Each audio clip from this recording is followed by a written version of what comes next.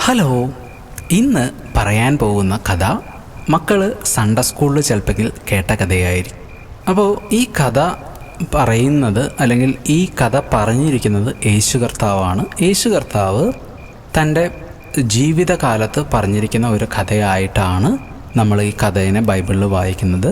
അപ്പോൾ ഈ കഥയിൽ എന്താ സംഭവിച്ചതെന്ന് വെച്ച് കഴിഞ്ഞാൽ, ഒരിക്കൽ ഒരു മനുഷ്യൻ യെരുശലേമിൽ നിന്ന് എരിഹോവിലോട്ട് പോയിക്കൊണ്ടിരിക്കുകയായിരുന്നു. എരിഹോവിലോട്ട് പോകുന്ന വഴിയിൽ കുറേ കള്ളന്മാർ ഈ മനുഷ്യനെ ആക്രമിച്ച് അവൻ്റെ കാര്യങ്ങളെല്ലാം അവരെടുത്തുകൊണ്ട് പോയി, അവൻ്റെ ഡ്രസ്സുകളെല്ലാം വലിച്ചു കീറി അവനെ ഉപദ്രവിച്ച് അവിടെ ഇട്ടിട്ട് ആര് പോയി?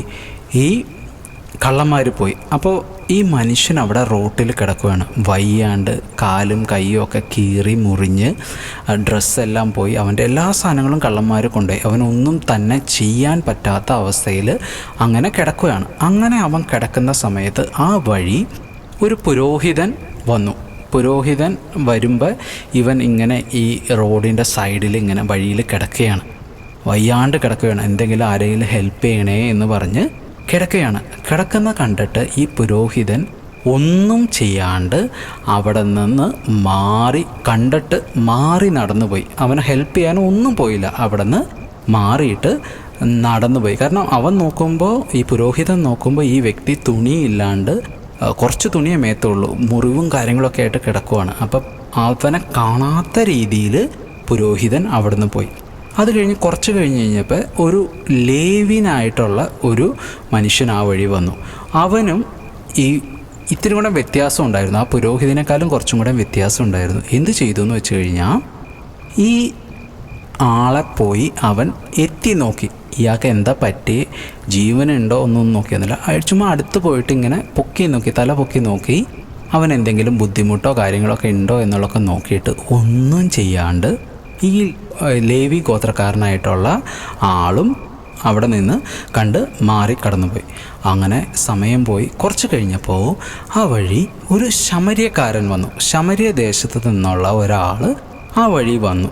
അവൻ വന്നു കഴിഞ്ഞിട്ട് അവൻ്റെ അടുക്കലെത്തി, ഈ വീണ് കിടക്കുന്ന ആളുടെ അടുത്ത് എത്തി അവനെ ശരിക്കും നോക്കി. അപ്പോൾ മനസ്സിലായി, അയ്യോ ഇവൻ എന്തോ കാര്യമായിട്ട് പറ്റിയിട്ടുണ്ട്, ഇവനെ ആരോ ഉപദ്രവിച്ചിട്ടുണ്ട്, അവിടെ ഇവിടെയൊക്കെ വേദനപ്പെട്ട് വയ്യാണ്ട് കിടക്കുന്നതാണ്. ഇത് കണ്ടപ്പോൾ ആ ശമര്യക്കാരന് ഭയങ്കരമായിട്ട് മനസ്സലിഞ്ഞു, ഭയങ്കരമായിട്ട് കരുണ തോന്നി ആ വ്യക്തിയുടെ അടുത്ത്. എന്നിട്ട് എന്ത് ചെയ്തു എന്ന് വെച്ച് കഴിഞ്ഞാൽ, ഈ ശമര്യക്കാരൻ അവൻ പോകുന്ന വഴിയിൽ അവനെ കണ്ട് മനസ്സലിഞ്ഞ് അവൻ്റെ അരികെ ചെന്നിട്ട് എന്ത് ചെയ്തു എന്ന് വെച്ച് കഴിഞ്ഞാൽ, അവന് അത്യാവശ്യം വേണ്ട ഹെൽപ്പൊക്കെ ചെയ്തു. എണ്ണയും വീഞ്ഞും ഒക്കെ അവൻ്റെ മേത്ത് കുറച്ച് എണ്ണ തേച്ചു, അവന് വീഞ്ഞ് കുടിക്കാൻ കൊടുത്തു, അവൻ്റെ മുറിവുകളൊക്കെ കെട്ടിയിട്ട് അപ്പോൾ അവനെ ഒന്ന് ബെറ്ററാക്കി, അവനെ ഹെൽപ്പ് ചെയ്തു. അവൻ്റെ മുറിവുകൾ, വേദനയിലെല്ലാം അവനെ ഹെൽപ്പ് ചെയ്തു, അവന് എണ്ണ തേച്ചു, കുടിക്കാൻ കാര്യങ്ങളെല്ലാം കൊടുത്ത് അവനെ അത് ഒന്ന് ബെറ്ററാക്കി. അതായത് അതുവരെ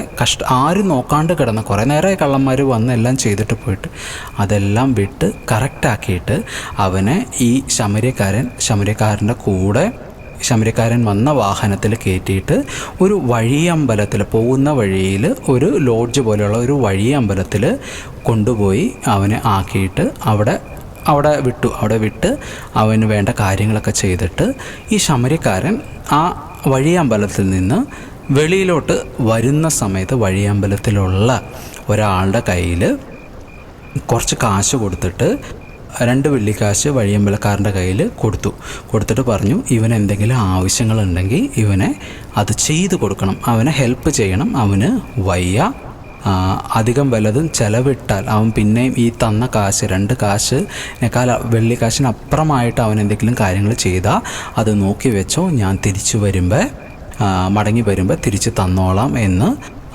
പറഞ്ഞു. അപ്പോൾ ഇവിടെ നമ്മൾ മനസ്സിലാക്കേണ്ട കാര്യം, 3 വ്യക്തികൾ നമ്മളിവിടെ കണ്ടു. ഒരു പുരോഹിതനെ കണ്ടു, ഒരു ലേവ്യനെ കണ്ടു, ഒരു ശമര്യക്കാരനെ കണ്ടു. ഇതിൽ ആരാ ഏറ്റവും നന്നായിട്ട് ചെയ്തത്? ശമര്യക്കാരൻ അല്ലേ? കാരണം വയ്യാണ്ട് കിടന്ന ഒരാളെ ഹെൽപ്പ് ചെയ്ത് എല്ലാ കാര്യങ്ങളും ചെയ്ത് അവന് വേണ്ട ട്രീറ്റ്മെൻറ്റും കാര്യങ്ങളൊക്കെ കൊടുത്ത് അവനെ ഒരു സ്ഥലത്ത് സേഫായിട്ട് എത്തിച്ചു, അവനെ സംരക്ഷിച്ച് എത്തിച്ച് അവന് വേണ്ടുന്ന കാര്യങ്ങളെല്ലാം കൊടുത്ത് ഒരു കരുണയും കരുതലും ശമര്യക്കാരൻ ആ വ്യക്തിയോട് കാണിച്ചു. അവൻ്റെ കയ്യിൽ ഒന്നും ഉണ്ടായിരുന്നില്ല.